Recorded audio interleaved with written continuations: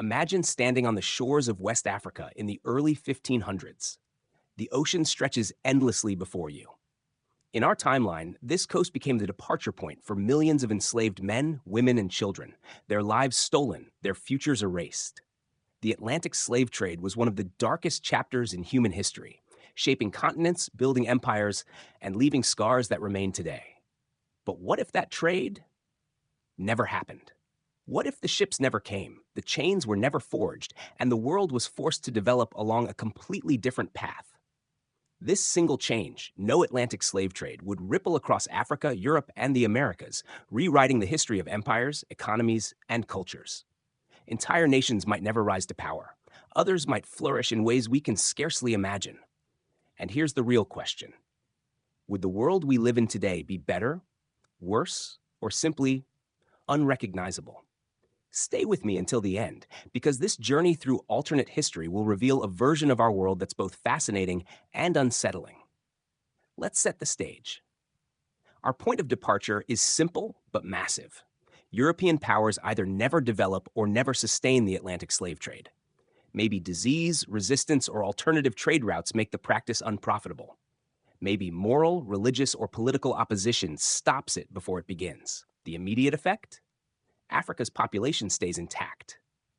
Instead of losing tens of millions to slavery, African societies keep their labor force, the farmers, artisans, warriors, and thinkers who in real history were stolen away.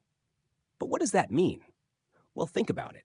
No slave ships crossing the Atlantic means no triangular trade, the brutal system that pumped sugar, cotton, and tobacco into European markets while flooding Africa with guns and goods. Without that engine of wealth, Europe doesn't rise as quickly. The gold and silver of the Americas still matter, but the explosive economic boom from slavery-fueled plantations? Gone.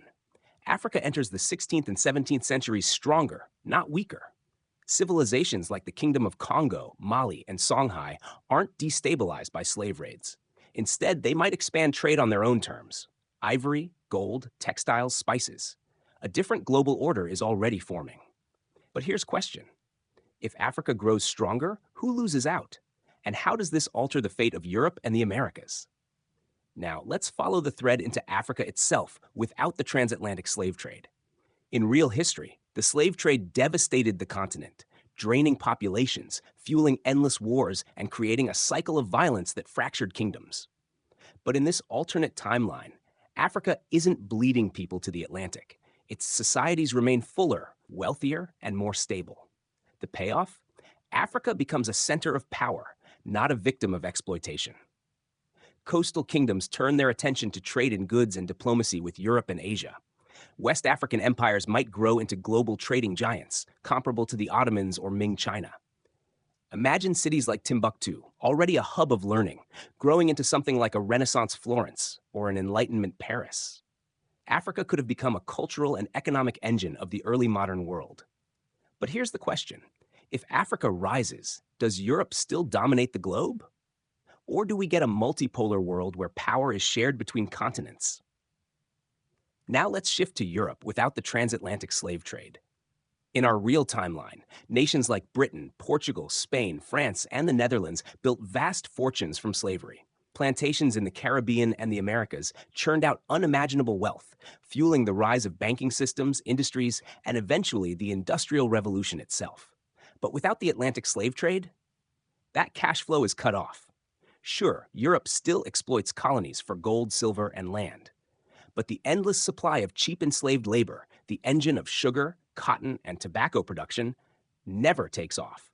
That means fewer resources to fund wars, fewer riches to bankroll empires, and a slower economic transformation. The payoff? Europe may not surge ahead of the world as fast as it did. The British Empire might not dominate the 19th century. The balance of power between Europe, Asia, and Africa could look very different. But here's the question. If Europe isn't as dominant, what happens to the Americas, colonies built on the backs of enslaved labor? Now we arrive in the New World without the transatlantic slave trade. Without African slaves, the colonies of the Americas look very different. The sugar plantations of the Caribbean, the cotton fields of the American South, and the mines of Brazil can't function at the same scale. Indigenous peoples might still face conquest and forced labor, but the massive transatlantic system of slavery never fuels the colonial machine. So, what's the payoff? The demographic and cultural makeup of the Americas changes completely. The African diaspora, the blending of African, European, and indigenous cultures that gave rise to jazz, blues, Creole languages, and so much more, never emerges. North America's economy might develop slower with fewer exports and weaker global ties. The United States without slavery may not become the same industrial and military giant it did in our timeline. But here's the question. If the Americas don't become the superpowers we know, who takes their place in the modern world? Now we zoom out to the long-term consequences of a world without the transatlantic slave trade. Without the Atlantic slave trade, the entire balance of global power shifts. Africa, with its people intact and its kingdoms thriving, might rival Europe in trade and influence. Europe, without the massive wealth generated by slavery, might not dominate the world. The Americas, without enslaved labor, might not grow into superpowers. So who rises? Possibly Asia. China, the Mughal Empire, and the Ottoman Empire were already global heavyweights. Without Europe racing ahead, the 19th and 20th centuries might belong to Asia, or even Africa. The payoff? Our modern world looks completely different. Race relations, global inequality, and the scars of slavery never form in the same way. Colonialism might still exist, but its scale and brutality are reduced. But here's the cliffhanger. If this alternate world avoids the horrors of slavery, does it avoid the struggles and triumphs that came from resisting it? And so we arrive at the big question. If the Atlantic slave trade never happened, millions of lives would have been spared, and entire civilizations preserved. The suffering, racism, and systemic inequality born from slavery might never scar our world. Africa could be a global powerhouse. Europe might not dominate the modern age. The Americas might never become superpowers. But here's the emotional payoff. History is not just about what was lost. It's also about what was created in the struggle, the resilience of enslaved people, the cultures they preserved, and the new traditions they forged in exile. Without the Atlantic slave trade, the world might be richer in some ways, but it would also lose the voices, the music, and the legacies that grew out of resistance. So I'll leave you with this. Would that alternate world be better, or would it simply be different? If you enjoyed this journey into alternate history, make sure to like the video, subscribe, and turn on the notification bell so you don't miss our next exploration into the hidden what-ifs of history. Because sometimes the past we imagine tells us just as much as the past we lived.